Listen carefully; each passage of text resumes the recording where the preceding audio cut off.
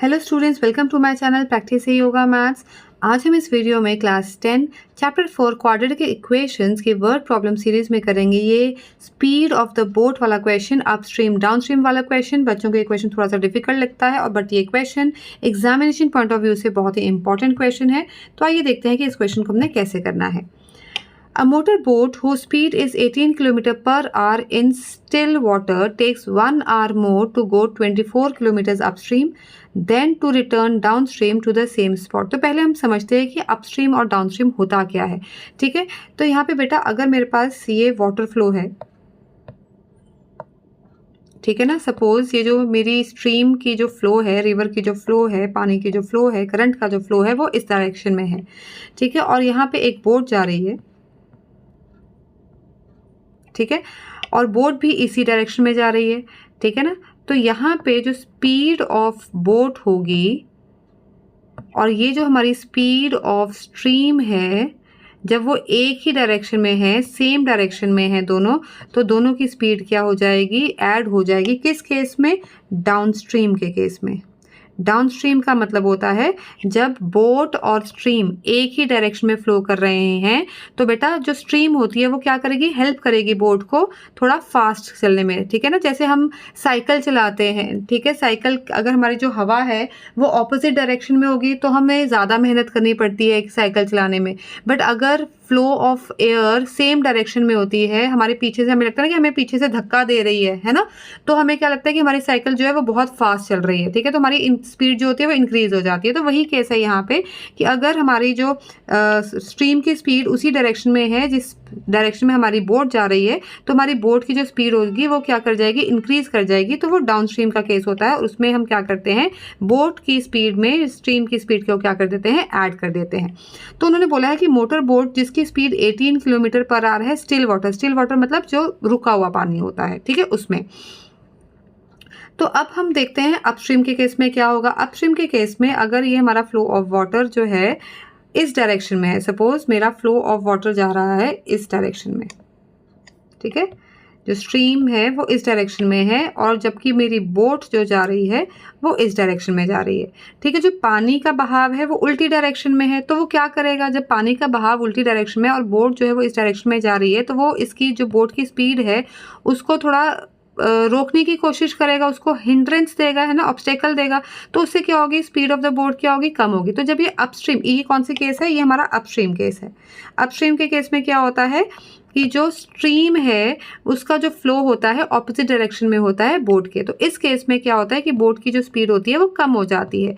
तो speed of boat में हम क्या हो जाता है, माइनस स्पीड ऑफ स्ट्रीम हो जाती है। ठीक है, तो आई होप आपको ये वाला कंसेप्ट जो है वो समझ में आ गया होगा। तो हम स्टार्ट करते हैं। Let the speed of the stream be x kilometres per hour. ठीक है, और हमें गिवन है motor boat, speed of the motor boat in still water. तो speed of motor boat in still water is equal to 18 kilometres per our.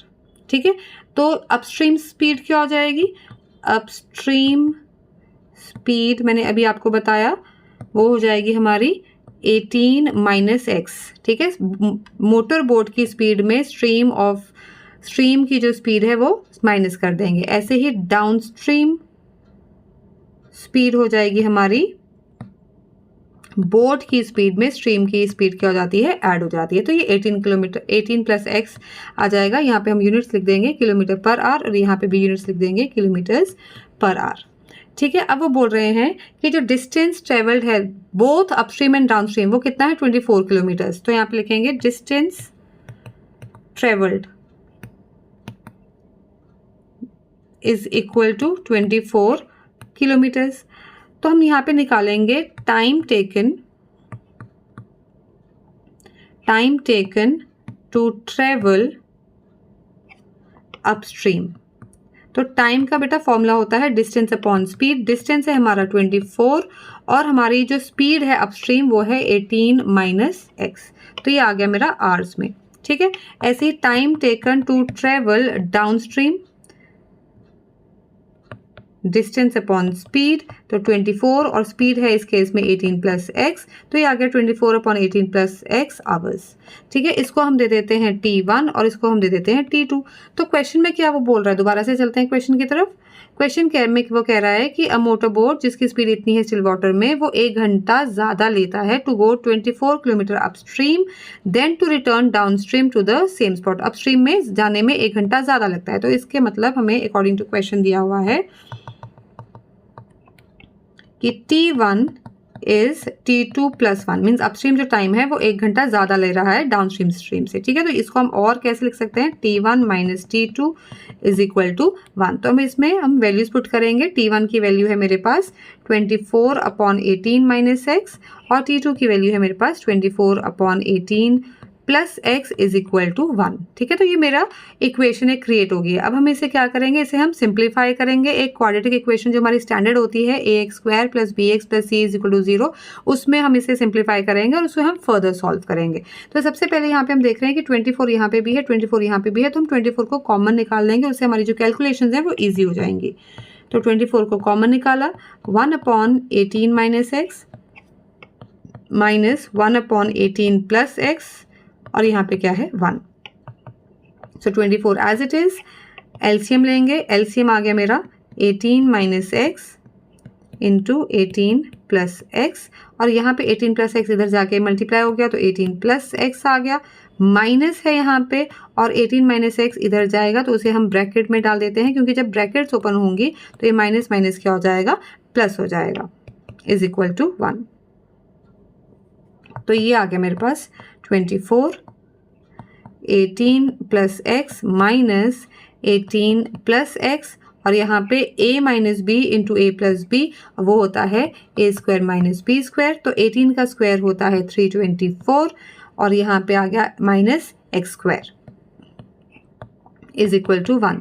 So plus 18 और minus 18 cancel हो गया, x plus x आ गया मेरा 2x, तो हम यहाँ पे लिखेंगे 24 into 2x upon 324 minus x square is equal to 1। अब ये 324 माइनस एक्स स्क्वायर को हम उधर ट्रांसपोज कर देंगे, ये उधर जाके 1 से मल्टीप्लाई हो जाएगा और इधर हम 24 और 2x को भी क्या कर देंगे, मल्टीप्लाई कर देंगे। तो यहाँ पे हम ये आ जाएगा मेरे पास 48x और इधर जाके बन गया ये 324 माइनस एक्स स्क्वायर। इसे हम रीअरेंज करेंगे तो ये आ जाएगा मेरे पास, एक्स स्क्वायर मैं इधर लेकर आ रही हूँ, एक्स स्क्वायर यहाँ पे शिफ्ट कर रहे हैं, एक्स स्क्वायर आ जाएगा, ये माइनस का था इधर आके प्लस का हो गया, x square plus 48x minus 324 is equal to 0। तो ये मेरी कौन सी फॉर्म आ गई, ये आ गई मेरी a square plus b x plus c is equal to 0, ये मेरी स्टैंडर्ड फॉर्म आ गई है। ठीक है, अब इसे हम या तो फैक्टराइजेशन से स्प्लिट कर सकते हैं, splitting the middle term use करके फैक्टराइज कर सकते हैं, या फिर हम क्वाड्रेटिक फॉर्मूला यूज़ करके हम इसे फैक्टराइज कर सकते हैं। एक्स की वैल्यू फाइंड आउट करनी है, तो हम इसे क्या कर रहे हैं, स्प्लिटिंग द मिडल टर्म कर रहे हैं। यहाँ पे सम है मेरे पास 48 और मुझे प्रोडक्ट चाहिए माइनस 324, तो मेरे दो इंटीजर्स कौन से हो सकते हैं जिससे मेरा सम 48 और प्रोडक्ट माइनस 324 हो, वो है मेरे पास 54 एंड माइनस 6। तो यहाँ पे हम लिखेंगे x square plus 54x minus 6x minus 324 is equal to 0। ये मेरे ग्रुप्स बन गए हैं, तो यहाँ पे x कॉमन आ गया, तो ये आ गया x प्लस 54। यहाँ पे देखें, देखो हमें ब्रैकेट में क्या चाहिए, x प्लस 54 चाहिए, ठीक है ना। तो इसका मतलब यहाँ पे x का कॉफिशिएंट क्या चाहिए, 1 चाहिए और यहाँ पे माइनस है दोनों में, तो माइनस आएगा एक तो बाहर और एक 6 आएगा। आप हमेशा क्रॉस चेक कर सकते हो, 54 को जब आप 6 से मल्टीप्लाई करोगे तो वो 324 आएगा इज इक्वल टू 0। तो मेरे यहाँ पे फैक्टर्स बन गए हैं x plus 54 x minus 6 is equal to 0। इसका मतलब पॉसिबल वैल्यूज ऑफ x क्या हो सकती हैं, या तो जब x प्लस 54 इक्वल टू 0 होगा या x minus 6 is equal to 0 होगा। तो यहाँ से मेरे पास वैल्यूज आ जाएंगी x is equal to minus 54 और x इज इक्वल टू 6। अब वैल्यू जो है वो हमारी स्पीड की जो वैल्यू है वो नेगेटिव तो हो नहीं सकती है, ठीक है ना। तो यहाँ पे हम लिखेंगे रिजेक्टेड, ठीक है। तो इसका मतलब स्पीड ऑफ द स्ट्रीम क्या है मेरी, x इज इक्वल टू 6। तो यहाँ पे लिखेंगे दस the speed of the stream is 6 kilometres per hour. ठीक है।